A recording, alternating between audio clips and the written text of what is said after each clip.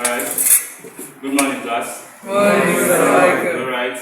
This morning we are going to be looking at the laboratory preparation of hydrogen gas. Remember in class, I've taught you hydrogen gas, chemistry of hydrogen gas, its properties, and how we can prepare it in the lab and industrially. So of course, we are students, okay? We are students, so of course there will be need for us to do what? To carry out a practical on how to prepare hydrogen gas in the lab, just for you to see how true it is, right? So that's why we are here this morning. That's what we'll be doing. Okay, so this morning I'll be showing you the apparatus we will need and the reagents we are going to be working with. Remember in the class I told you that hydrogen gas can be prepared in the lab using hydrochloric acid, right? Yes. The reaction of hydrochloric acid with what? Zinc granules, right?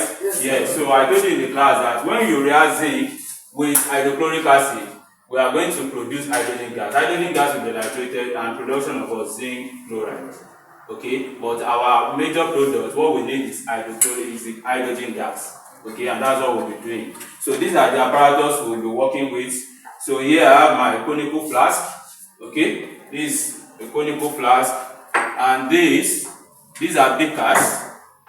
Okay, these two beakers contain some hydrochloric acid, so you wouldn't want to play with it. Okay, they are dilute. It contains dilute hydrochloric acid. The two contain dilute hydrochloric acid, and I've said this is conical flask, and this big beaker is containing some water. So we'll be making use of water too, of course. So rinsed apparatus, but my apparatus are already rinsed. Okay, then here I have. Can you hear the sound? So this contains some zinc granules. Zinc granules. What did I say, class? Zinc granules. Yes, very good. So let me show you so that we can see what we are talking about. Can you all see? Yes, sir. So this is zinc granules. Can you see that? Yes, sir. Okay. So now, class, I told you something in class. Why do we have to use zinc granules? Why can't we use zinc powder to prepare hydrogen gas? Why are we using zinc granules? So the reaction. Someone should just stop. Someone should just say that. One person, if you know it, raise up your hand. Demola, put down your nose mask so that we can hear you. Yes. If you use powder, the reaction will be very fast and a lot of hydrogen gas will be produced. So we use granules so that the reaction will not be too fast and the hydrogen gas produced will not be too much. Please clap for him. Clap for him. I told you that we are using zinc granules because it will have less surface area compared to zinc powder, and the reaction will not be too fast. Of course, it will be fast, but it will not be too fast compared to when we are using zinc powder. And another reason I told you that we use zinc granules because it contains some copper impurities. So the copper impurities will help to speed up the reaction. Okay, now I'm not done showing you the laboratory apparatus. So this is a test tube, a big one. Okay, and I've already clamped it to my Ritter stand. So this is a Ritter stand. So and let's do the setup. So this is how I'm going to do the setup. I will have to clamp this. Let me show you again. You can see. So I will clamp this, turn it upside down, and then fix it to this clamp firmly. Don't let it be too tight so that you don't break the test tube. And then you bring the test conical flask, get it ready, and this is a funnel. We are going to be making use of a funnel too. Okay, so before that, first thing first, who can tell us what we are going to do first? What are we going to do first? We put some zinc granules inside the what? Inside the conical flask. So you don't have to put too much. Okay, so let me just put some. Maybe like, okay, this is enough. This is okay. Okay. Then I've already prepared my dilute hydrochloric acid. Now when you are preparing your dilute hydrochloric acid, it has to be 1:1. I mean, if you are using hydrochloric acid, in this case, you can use sulfuric acid too, but in this case, we are using hydrochloric acid. So when you are diluting it, make sure the volume of hydrochloric acid used should be equal to the volume of water you are using. So if you are using 50 cm³ of hydrochloric acid, you also use 50 cm³ of water to dilute. So it has to be 1:1. Do you understand? Now, can we start? So now the next thing, I've already put my zinc granules inside the conical flask. Now I'm going to pour the hydrochloric acid, dilute hydrochloric acid inside. So let's see.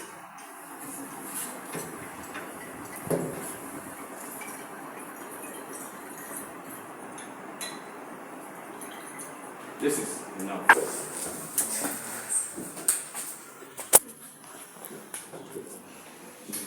Alright. So can you see now? Can you see what is happening? Yes, sir. What is happening? The reaction has already started and you can see bubbles. Those bubbles you are seeing are bubbles of what?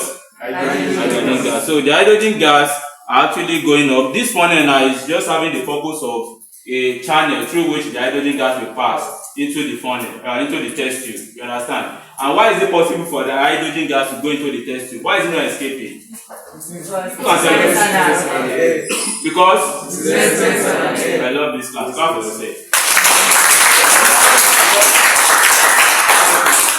Because hydrogen gas is less dense than what? Air. So it will go up and air will go down. So that's why we can use this test to trap the what? Hydrogen gas. So we'll just have to wait for some time for us to gather enough hydrogen gas in the test tube. So let's just wait. So when you see that the test tube is getting cloudy, then we can test for the hydrogen gas inside. So let's gather more hydrogen gas.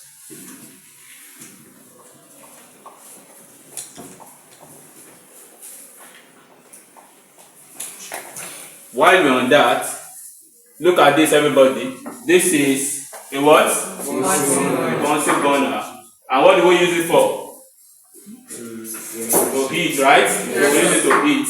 So now I will soon light it now. I will light it, and after lighting it, then I will have to use. Who can tell us how we test for hydrogen gas in the lab? If you know it, raise up your hand. How do we test for hydrogen gas? If you know it, raise up your hand. Okay, Caleb, tell us. You insert a lighted splinter into the test tube. It burns with a pop sound and extinguishes. Please clap for him. When you place a lighted plate close to hydrogen gas, it burns with a pop sound. It extinguishes the flame and gives a pop sound. And that's how you test for hydrogen gas. So we'll do that now. I think we've collected enough. So what I want to do was this. I want to light the Bunsen burner.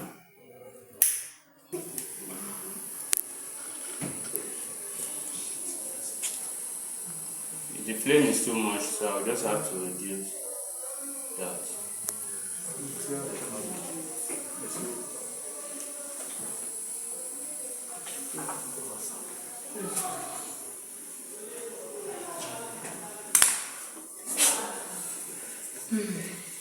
Alright, I think we've collected enough hydrogen gas, so I will just put this aside and quickly light this.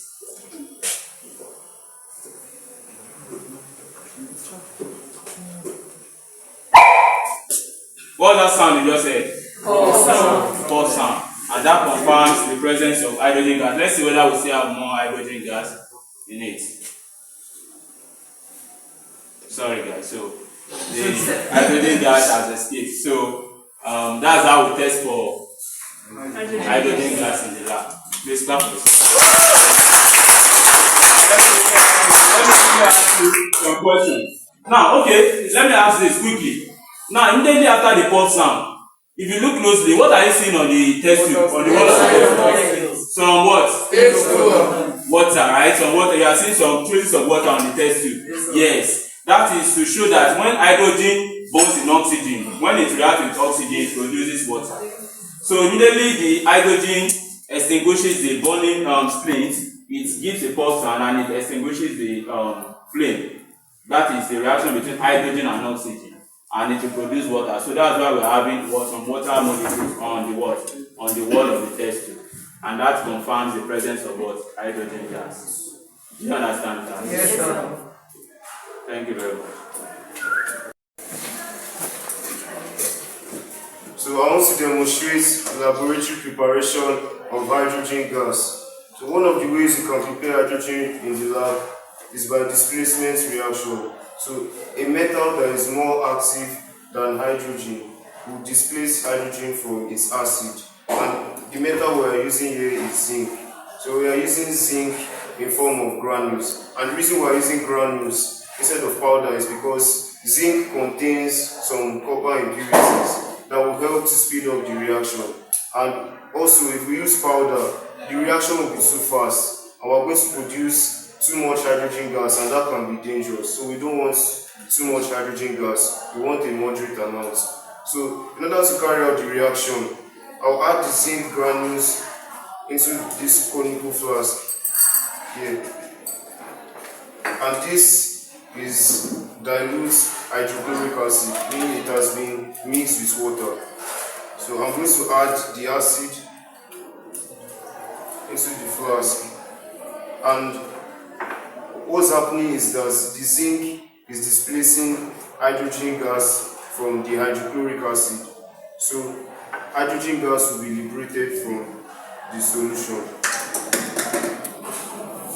Now I'm going to put this funnel on top. The reason I'm putting the funnel is just so that the hydrogen gas will be liberated, and when it's liberated, it's going to travel up from the conical flask through the funnel into this big test tube. Now, if you want to verify that hydrogen gas is produced, you can perform a test. So the way we test for hydrogen gas is by inserting a lighted splint into the tube.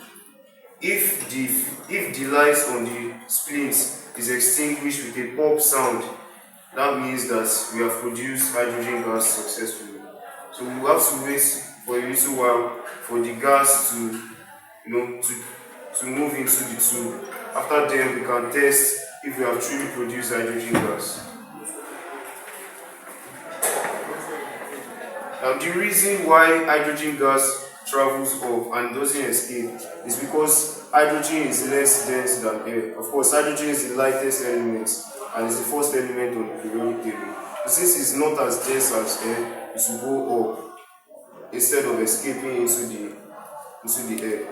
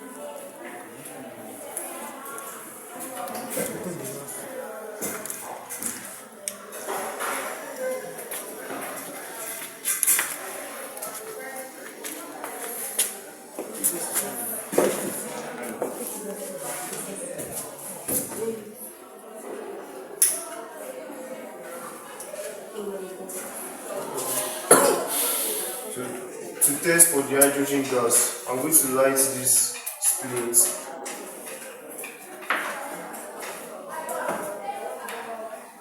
And I'm going to insert this into the tube, so it should, and that's the pop sound. So that means that we have successfully produced hydrogen gas. And if you look at the test tube closely, you can see some water molecules.